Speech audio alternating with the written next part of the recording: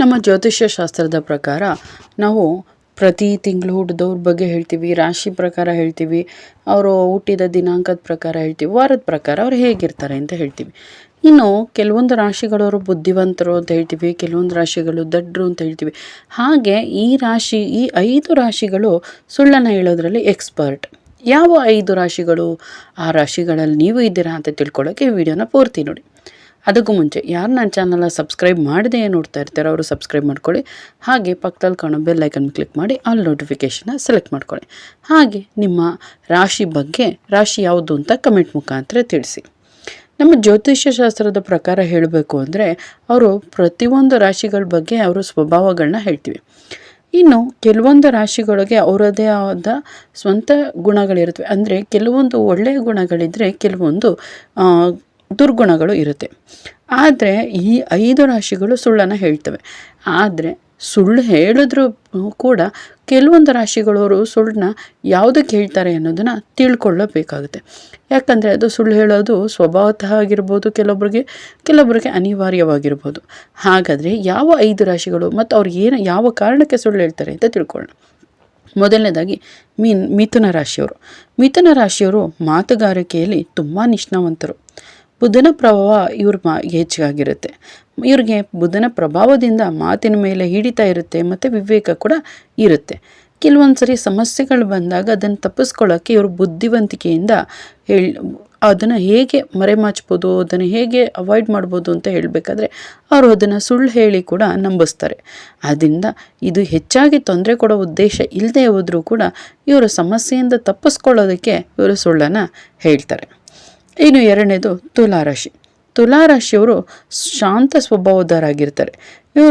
ಶುಕ್ರ ಇವ್ರಿಗೆ ಅಧಿಪತಿಯಾಗಿರ್ತಾನೆ. ಎಲ್ಲರನ್ನೂ ಖುಷಿಪಡಿಸುವಂತೆ ಮಾತಾಡ್ತಾರೆ. ಯಾರ ಮನಸ್ಸನ್ನು ಕೂಡ ನೋಯಿಸಬಾರ್ದು ಅಂತ ಅಂದ್ಕೊಂಡಿರ್ತಾರೆ.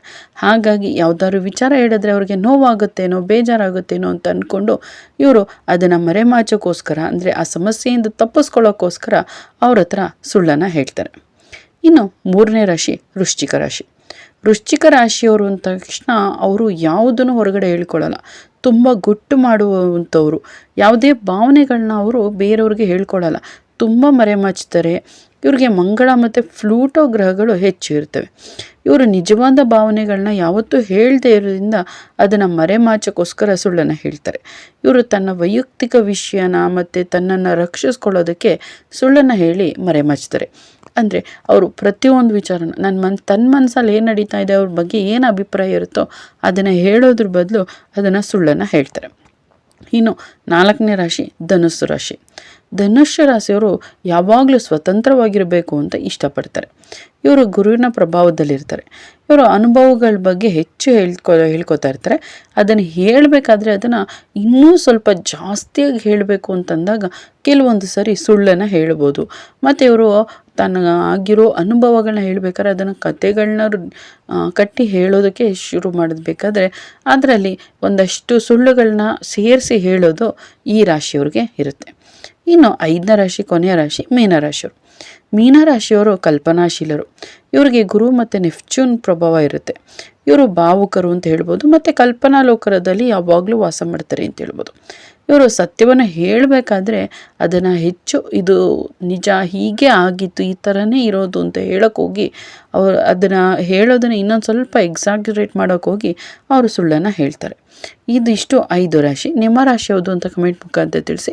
ಈ ವಿಡಿಯೋ ಇಷ್ಟ ಆಗಿದ್ದರೆ ಲೈಕ್ ಮಾಡಿ. ಹಾಗೆ ನನ್ನ ಚಾನಲ್ ಯಾರು ಸಬ್ಸ್ಕ್ರೈಬ್ ಮಾಡದೆ ನೋಡ್ತಾರೆ ಅವರು ಸಬ್ಸ್ಕ್ರೈಬ್ ಮಾಡ್ಕೊಂಡು ಪಕ್ಕದಲ್ಲಿ ಕಾಣೋ ಬೆಲ್ ಐಕನ್ ಕ್ಲಿಕ್ ಮಾಡಿ ಆಲ್ ನೋಟಿಫಿಕೇಷನ್ ಸೆಲೆಕ್ಟ್ ಮಾಡ್ಕೊಳ್ಳಿ. ಕೇಳಿದ್ದಕ್ಕಾಗಿ ಧನ್ಯವಾದಗಳು. ಮುಂದಿನ ವಿಡಿಯೋದಲ್ಲಿ ಸಿಗೋಣ.